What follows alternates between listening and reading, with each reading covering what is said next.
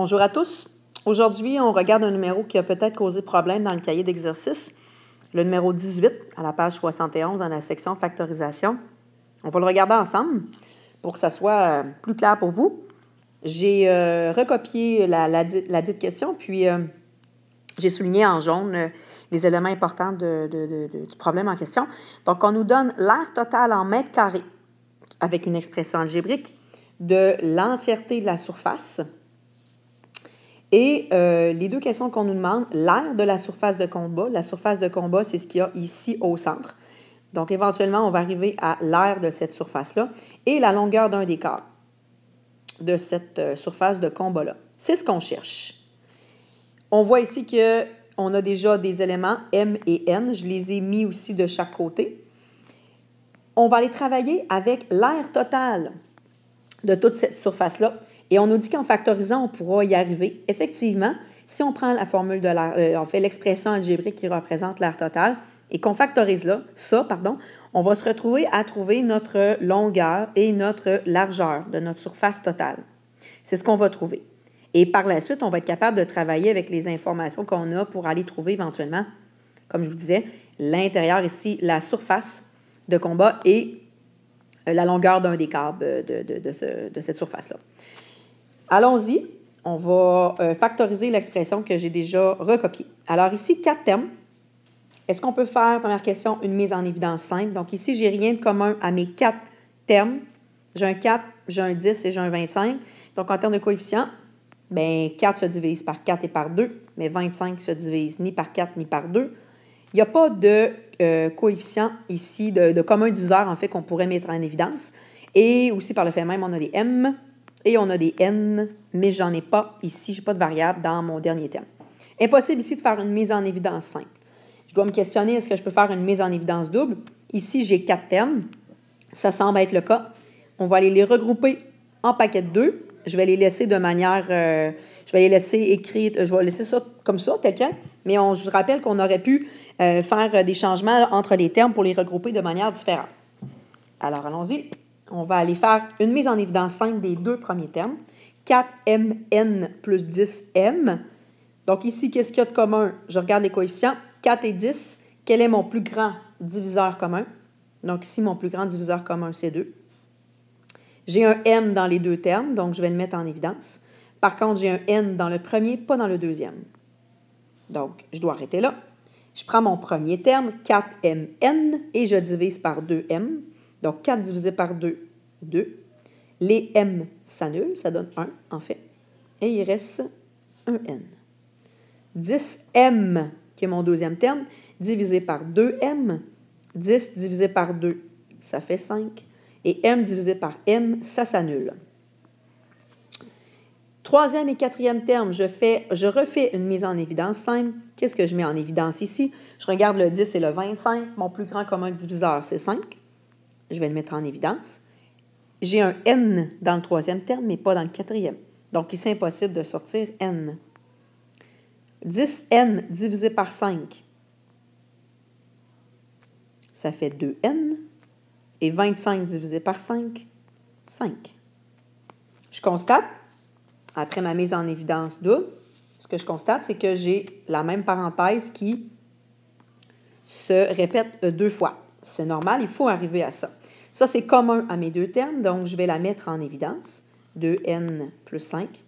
Qu'est-ce qu'il me reste? Il me reste 2m plus 5.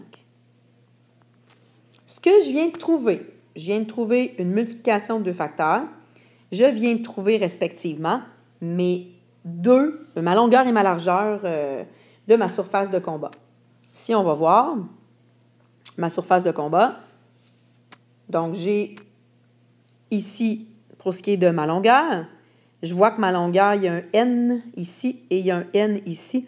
Donc, ce que je peux penser, c'est que ma longueur ici va être en n, une expression algébrique en n. Donc, je peux déduire que cette longueur-là, ça va être 2n plus 5. Par le fait même, si je regarde l'autre, donc celle-là ici, je vois que j'ai un m et j'ai un autre n. Donc, je peux penser que l'expression qui représente ma largeur totale, ça va être une expression en m. Je vais aller mettre 2 m plus 5. J'ai ma longueur et ma largeur de ma surface totale. Moi, ce qui m'intéresse, c'est non pas ça, mais la surface qui est au centre, qui est la surface de combat.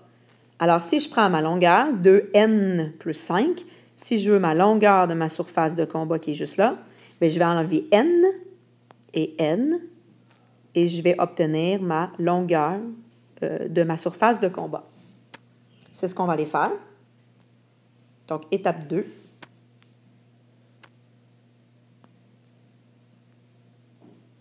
Longueur et largeur de la surface de combat.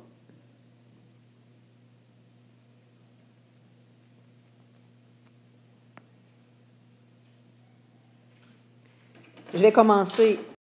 Donc, ma longueur, c'était 2n plus 5. Et ce que j'ai dit, c'est pour avoir ma longueur de ma surface de combat, je vais enlever n une fois et n deux fois.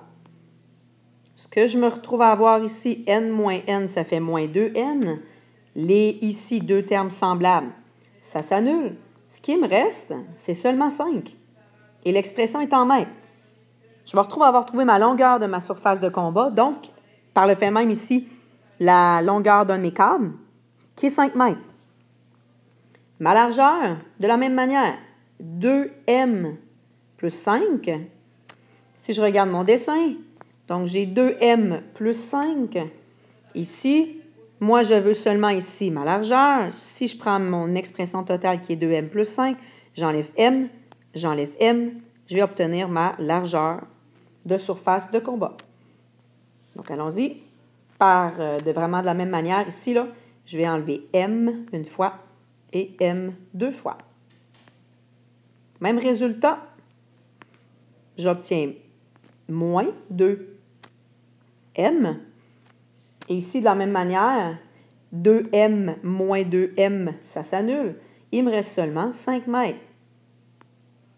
Donc, qu'est-ce qu'il faut comprendre? Mais il faut en comprendre que la surface de combat, elle est de 5 par 5. Je pensais initialement que c'était un rectangle, mais visiblement, c'est un carré. Donc, ça, c'est ma surface de combat.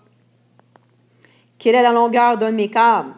Bien, on vient de le calculer, c'est pas mal 5 mètres. Ce qui me reste à aller déterminer, c'est l'air. Donc, l'air, étape 3. L'air de ma surface de combat. Je viens de constater que c'est un carré. Donc, côté au carré, 5 au carré, ça me donne 25 mètres carrés pour l'aire de ma surface de combat. Donc, voilà. Ce qu'on vient de comprendre, c'est que la factorisation permet vraiment de nous en sortir.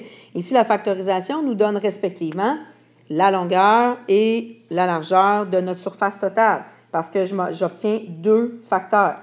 C'est ce qu'il faut comprendre ici quand je factorise. Donc voilà, j'espère que ça vous a aidé. Bon travail!